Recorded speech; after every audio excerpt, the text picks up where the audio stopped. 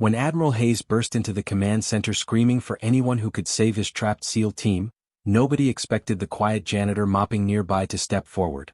Maria Santos had been invisible for years, cleaning around classified operations. But tonight, her hidden past would shock the entire military establishment. Before you watch full story, comment below from which country are you watching. Don't forget to subscribe, like and share. The fluorescent lights hummed overhead as Maria Santos pushed her cleaning cart down the sterile corridors of Naval Special Warfare Command. At 52 she had perfected the art of being invisible. Officers walked past her as if she were part of the walls. Classified conversations continued around her as though she couldn't hear. For 8 years she had been just another face among the base's support staff. But Maria Santos carried secrets deeper than any classified file in those corridors. The emergency klaxon shattered the midnight quiet, its urgent wail echoing through the command center. Red lights bathed everything in an ominous glow as personnel rushed to their stations. Maria continued mopping, her weathered hands steady on the handle despite the chaos erupting around her. SEAL Team 6 is down. I repeat, SEAL Team 6 is down. The voice crackled through the communications system, barely audible over heavy static. Maria's mop stilled in her hands. She knew that call sign. Lieutenant Commander Jake Morrison, the young officer who always nodded politely when he passed her in the hallways. Admiral William Hayes burst through the command center doors, his usually pristine uniform disheveled. His steel-gray hair was wild, and his face bore the expression of a man watching his worst nightmare unfold. Status report, he barked. Commander Richards, the operations officer, turned from his console with grim news. Sir, Team 6 was conducting a hostage rescue in the Kandahar province. They extracted the target, but their exfil route was compromised. They're pinned down in a compound, surrounded by enemy forces. The main screen displayed a satellite feed of a small concrete building surrounded by rocky terrain. Red dots marked enemy positions in a tight circle around the structure. The blue dot representing the SEAL team flickered weakly in the center. Radio contact? Hayes demanded. Intermittent, sir. Their communications are badly damaged. Last report indicated 2 wounded, including the team leader. Hayes studied the tactical display, his jaw clenched. Options. Limited, sir. The nearest quick reaction force is 40 minutes out. By then. Richards didn't finish the sentence. He didn't need to. Air support? Negative. There's a massive sandstorm moving through the area. No aircraft can operate in those conditions. Maria watched from the corner, invisible as always, but her trained eye was analyzing the same tactical display that had the command staff stumped. She recognized the compound from the satellite feed. The rocky outcroppings. The narrow wadi that snaked behind the building. She had been there before in another life. Damn it. Hayes slammed his fist on the nearest console. Those are good men in there. My men. There has to be something we can do. The command center fell silent except for the steady beep of monitoring equipment and the distant rumble of thunder from the approaching storm. Every officer stared at the screen, searching for a solution that seemed impossible to find. That's when Admiral Hayes did something that would haunt him for the rest of his career. Driven by desperation and the weight of command, he spun around to face the entire room and shouted, "Can anyone save our SEALs? Anyone at all?" The question hung in the air like smoke. Officers exchanged uncertain glances. This wasn't protocol. This wasn't how things were done. But desperate times had driven a distinguished admiral to ask for miracles from anyone who might have them. In the corner, Maria Santos set down her mop. I can. The words were spoken quietly, but in the hushed command center, they carried like a gunshot. Every head turned toward the woman in the janitor's uniform, her graying hair pulled back in a simple ponytail, her brown eyes steady and calm. Admiral Hayes blinked. Excuse me? Maria stepped forward, leaving her cleaning cart behind. I said I can save them, sir. A few officers chuckled nervously. Commander Richards cleared his throat. Ma'am, I think you should. The compound they're in, Maria interrupted, her voice gaining strength. It's a former Soviet supply depot, built in 1984. There's a ventilation system that connects to a natural cave network. The entrance is hidden behind those rocks, approximately 200 meters to the northwest. The chuckles died away. Maria's accent had shifted subtly, her posture straightening. The invisible janitor was transforming before their eyes. How could you possibly know that? Hayes asked, his voice barely above a whisper. Maria took a deep breath. For 8 years she had hidden in plain sight. For 8 years she had been Maria Santos, quiet and unremarkable. But these men were going to die unless someone acted. Because 23 years ago, I was Captain Maria Elena Santos Rodriguez, 75th Ranger Regiment. I spent 18 months in that region conducting classified operations against Soviet supply lines. The command center erupted in shocked murmurs. Admiral Hayes stared at her as if she had materialized from thin air. "You're a ranger?" "Was a ranger, sir. I was also cross-trained with the 160th Special Operations Aviation Regiment and spent 2 years with CAG, Combat Applications Group. What you now call Delta Force." Commander Richards pulled up Maria's personnel file on his terminal. His face went pale as he scrolled through the information. "Sir, according to this, she's listed as Maria Santos, civilian contractor, janitorial services. No military background listed." Maria nodded grimly. "That's because my service record is classified at the highest levels. After my last mission in 1999, I was given a new identity and placed in the Witness Protection Program." Witness protection? Hayes felt the world spinning around him. "I was the sole survivor of Operation Ghost Walker. I testified before Congress in closed session about what happened. The mission officially never existed. I was given a choice, take a new identity and disappear or—" She shrugged. "Well, there wasn't really another option." Hayes stared at this woman who had been invisible in his command for years. "You've been here 8 years. Why didn't you ever?" "Because I was done fighting, sir. I lost my entire team on that last mission. I just wanted to disappear, to be nobody. To sweep floors and empty trash cans and never have to make life or death decisions again." She looked at the tactical display where the blue dot representing SEAL Team 6 continued to flicker weakly. "But those men are going to die unless someone who knows that terrain guides them out. And right now, I'm the only person in this room who's actually been inside that compound." Admiral Hayes faced the most difficult decision of his career. Trust the word of a woman who claimed to be a decorated Special Operations veteran but had spent 8 years mopping his floors, or watch 6 Navy SEALs die in the mountains of Afghanistan.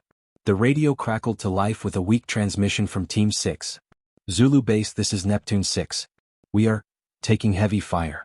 Williams is down, ammunition running low. Request immediate evac." The transmission dissolved into static. Hayes made his decision. "What do you need?" Maria's transformation was complete now. The invisible janitor was gone, replaced by a warrior who had never really left. Direct satellite link to the team leader.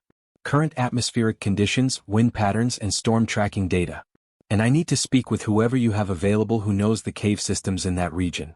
Richards, get me Master Sergeant Thompson from Geological Survey. Santos. Hayes caught himself. Captain Santos. Just Maria, sir. That rank died a long time ago. Within minutes, the command center had been transformed into a rescue coordination hub. Maria stood before the main tactical display, no longer invisible, no longer ignored. Officers who had walked past her for years now listened to her every word. "The compound sits on a limestone plateau," she explained, pointing to specific features on the satellite image. "These aren't just random rocks. This entire area is honeycombed with natural caves and Soviet-era tunnels. There's an entrance here," she indicated a spot that looked like ordinary rubble, "that leads to a tunnel system. Follow it for approximately 400 meters, and it emerges in a wadi 3 kilometers south." Master Sergeant Thompson, a grizzled geological specialist, nodded in agreement as he studied the terrain maps. "The limestone formations support her assessment, sir. There's definitely a cave network in that area. The problem," Maria continued, "is that the tunnel system floods during heavy rains. With this storm moving in, they have maybe 30 minutes before the passages become impassable." Hayes felt time slipping away. "Can you guide them remotely?" Maria shook her head. "The tunnels branch in dozens of directions. One wrong turn and they'll be lost forever. Someone needs to walk them through it step by step, someone who's been there before. You're talking about an incredibly dangerous operation. If you're wrong about any detail, they die," Maria finished. "But if we do nothing, they die anyway." The radio crackled again, weaker this time. "Zulu Base. Neptune 6, taking casualties, need immediate." The transmission cut out entirely. "Get me a direct line to their team leader," Hayes ordered. For the next 20 minutes, Maria Santos became the lifeline for 6 trapped Navy SEALs. Speaking through a satellite connection that faded in and out, she guided Lieutenant Commander Morrison through the darkened compound. "Jake, I need you to look for a metal grate in the northwest corner of the building. It's going to be covered with debris. I don't see, wait, there's something here. Looks like it's been welded shut. That's it. Use your demo charge. Small one. You just need to create an opening big enough for your team. The command center listened in tense silence as the SEALs followed Maria's instructions. Every officer present understood they were witnessing something unprecedented. A janitor conducting a rescue operation for one of the military's most elite units. Grate is open, Morrison reported. I'm seeing a tunnel, but it's tight. It gets wider after the first turn. You need to move fast. The storm is almost on top of you and these passages flood quickly. For the next 15 minutes, Maria guided the team through the underground maze she had navigated 2 decades earlier. Her memory proved flawless as she directed them through turns, warned them of low overhangs and kept them moving towards safety. Maria, the tunnel is starting to fill with water, Morrison's voice was strained. How high? Ankle deep, rising fast. You're almost there. 50 more meters and you'll see daylight. Go. The command center held its collective breath as they listened to the sound of men splashing through rising water, their breathing heavy with exertion. Then, miraculously, Morrison's voice came through clear and strong. Zulu Base, Neptune 6. We are clear of the compound. All personnel accounted for. We are at the extraction point. The command center erupted in cheers. Admiral Hayes stood frozen, staring at the woman who had just saved 6 lives. Within the hour, SEAL Team 6 was safely extracted by helicopter. All 6 men survived, including the 2 wounded. The compound they had been trapped in was completely flooded by the storm within minutes of their escape.